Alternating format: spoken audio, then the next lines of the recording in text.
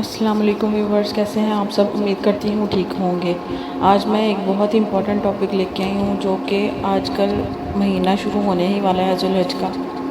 تو میں نے سوچا کہ کچھ چند ایسی باتیں ہیں جن کے بارے میں آپ کو گائیڈ کرتی چلوں۔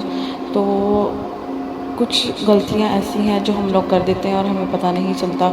تو پہلی غلطی تو یہ ہے کہ اگر ہم نے چاند دیکھ لیا ذو الحج کا، اور ہم نے یہ 4 غلطیاں بالکل نہیں کرنی، ورنہ ہمارا نصیب الجھ جائے گا۔ چاند دیکھ کر یہ 4 غلطیاں کبھی مت کریں، ورنہ آپ کا نصیب الجھ جائے گا۔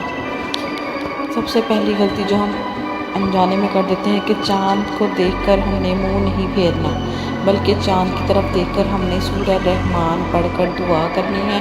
اگر سورہ رحمان نہیں پڑھ سکتی تو سورہ فاتحہ ہم نے پڑھ کر دعا کرنی ہے اور خوش ہونا ہے، اور اپنے اچھے نصیب کے لیے دعا کرنی ہے۔ انشاءاللہ عز و جل ضرور پوری ہوگی۔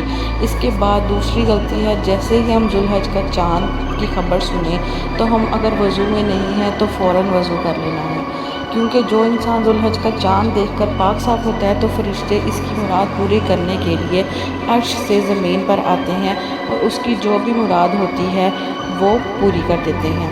نمبر 3 پہ ہے، جب بھی آپ ذو الحج کا چاند دیکھیں تو اس رات اپنے والدین سے دعا لینا نہ بھولیں، اور اگر والدین آپ کے گزر چکے ہیں تو ان کی مغفرت کے لیے دعا کریں۔ یہ ایک ایسا عمل ہے جو انسان کا مقدر سنوار دیتا ہے اور انسان کے مقدر کو 4 چاند لگا دیتا ہے۔ نمبر 4، جیسے ہی ذو الحج کا چاند کی خبر سنو تو اس رات اپنی عورتوں پر ظلم نہ کرنا، کیونکہ ذو الحج کی پہلی رات جو انسان اپنی عورتوں پر ظلم کرتا ہے اس کا رزق الجھ جاتا ہے اور وہ زندگی میں رسوائی دیکھتا ہے، تنگی دیکھتا ہے۔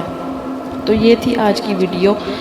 امید کرتی ہوں آپ لوگوں کو اچھی لگی ہوگی۔ اس کو دوسروں تک ضرور شیئر کریں تاکہ وہ چھوٹی چھوٹی غلطیوں سے بچ سکیں اور اپنی زندگی کو بہتر بنا سکیں۔ اور میری ویڈیو اچھی لگی ہو تو اس کو لائک ضرور کریں اور میرے چینل کو سبسکرائب ضرور کر لیں۔ ملتے ہیں نیکسٹ ویڈیو میں، تب تک کے لیے اللہ حافظ۔